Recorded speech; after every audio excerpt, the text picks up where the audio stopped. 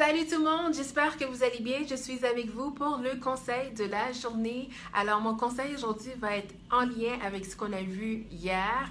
Donc, hier, on avait parlé des différentes choses que vous pouvez faire pour commencer votre semaine avec la bonne attitude. Donc, d'avoir un lundi matin productif et bien sûr d'être productif au courant de toute la semaine. Et aujourd'hui, j'aimerais vous donner une routine gagnante. Donc, 3 choses que vous pouvez faire à tous les jours et ces choses-là vont vous permettre de commencer la journée avec la bonne énergie et ça va aussi vous permettre d'être motivé au courant de votre journée.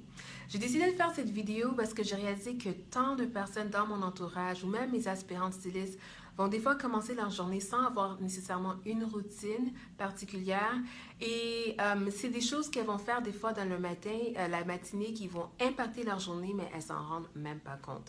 Donc je vous pose la question, selon vous, c'est quoi la première chose que la majorité des gens vont faire quand ils vont se réveiller le matin? Pensez à vous, quand vous vous réveillez, c'est quoi la première chose que vous faites? Si vous avez entre 18 et 34 ans, selon les études, 44% des gens âgés entre 18 et 34, la première chose qu'ils vont faire, c'est regarder leur cellulaire. Donc, la majorité des gens vont commencer par regarder leur cell pour voir s'ils ont manqué un message. Et ça, c'est relié à un syndrome qu'on appelle le syndrome FOMO. En anglais, c'est Fear of Missing Out. En français, ce serait cette peur, cette crainte de manquer une information ou d'avoir raté quelque chose. Mais c'est ce qui fait que la majorité des gens gardent leur cellulaire ouvert et c'est la première chose qu'ils vont faire en se réveillant, c'est regarder leur téléphone pour voir s'ils ont manqué un message ou un appel. Mais vous savez ce qu'ils font généralement tant qu'à déjà être sur leur cellulaire? Et oui, ils vont sur les réseaux sociaux, donc ils vont sur Facebook, Instagram, Snapchat. Et là, ça commence à regarder la vie des autres, voir les nouvelles, etc. Et je crois que c'est pas la meilleure façon de commencer une journée en étant sur les réseaux sociaux, ni en regardant toutes les mauvaises nouvelles, les choses négatives se sont passées la veille. Et moi, je vais vous donner ce que moi j'aime faire parce que je pense que c'est quelque chose qui m'a permis de justement rester motivée jusqu'à maintenant. Et je pense que ça peut vous aider aussi. Donc, la toute première chose que j'aime faire quand je me réveille le matin, honnêtement, j'entends mon alarme, j'ouvre mes yeux et mon premier réflexe, c'est d'aller, d'écouter un audio motivationnel. L'avantage, c'est quoi? C'est que, ça me motive justement à sortir de mon lit, d'être actif, d'être productif dès le début, mais surtout, ça travaille ma mentalité. Je trouve que c'est important. Être une styliste ou être en affaires, c'est beaucoup ici que ça se passe. Donc, ça me permet dès la première heure ou dès la première seconde de commencer avec une bonne pensée positive. Donc, j'écoute une tonne d'audio au courant de la journée, mais celle que j'écoute le matin quand je me réveille, ça s'appelle 365 actions. Donc, c'est un audio que vous pouvez trouver sur le site directement 365 actions avec un s.com. Je pense que je vais même peut-être mettre le lien dans les commentaires pour que vous puissiez la voir. Et c'est une audio que j'écoute à chaque matin avant même de me brosser les dents.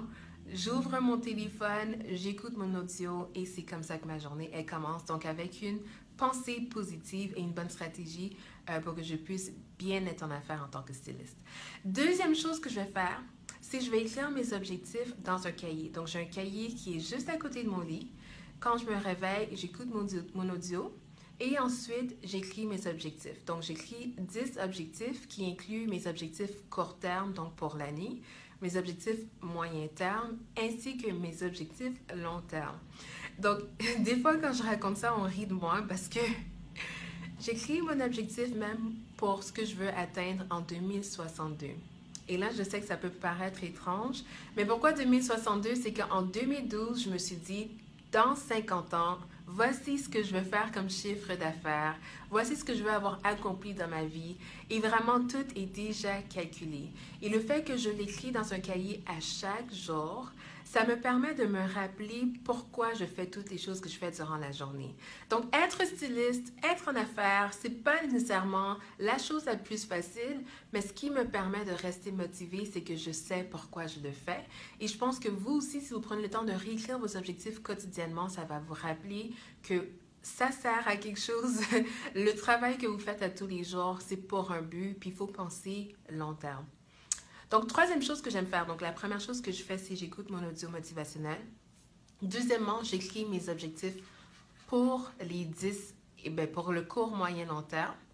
Et la troisième chose que je vais faire, c'est m'entraîner. Donc, c'est recommandé de faire, si possible, minimum 30 minutes d'exercice par jour. Alors oui, j'ai mes journées d'entraînement où je m'entraîne avec mon coach, mais pour les jours que je ne m'entraîne pas avec mon coach, j'aime aussi faire des entraînements à la maison. Pourquoi c'est important? C'est parce que premièrement, faire de l'exercice, ça relâche des endorphines, puis c'est ça qui vous donne justement une bonne énergie positive. Ça vous donne aussi un boost de confiance, un boost d'énergie. Vraiment, ça vous donne tout ce qu'il vous faut pour que vous commenciez votre journée de la bonne façon. Donc, c'est pour cette raison que j'aime faire ça le matin aussi. Sincèrement, quand je suis pressée, des fois, je fais un peu moins de 30 minutes, mais au moins, je fais quelques exercices pour vraiment m'assurer que je commence du bon pied. Donc voilà, je vous ai tout dit. Donc maintenant, vous savez ce que je fais à chaque matin. C'est ma routine du matin et vraiment, je peux vous garantir que les fois que sincèrement, ça m'est déjà arrivé de faire peut-être 2 semaines sans faire cette routine-là et je pouvais voir l'impact automatiquement au niveau de ma morale, au niveau de mes résultats financiers. Donc, ça peut paraître simple à faire et ce l'est, mais vraiment, juste faire ces 3 choses-là va vous permettre de commencer votre journée de la bonne façon.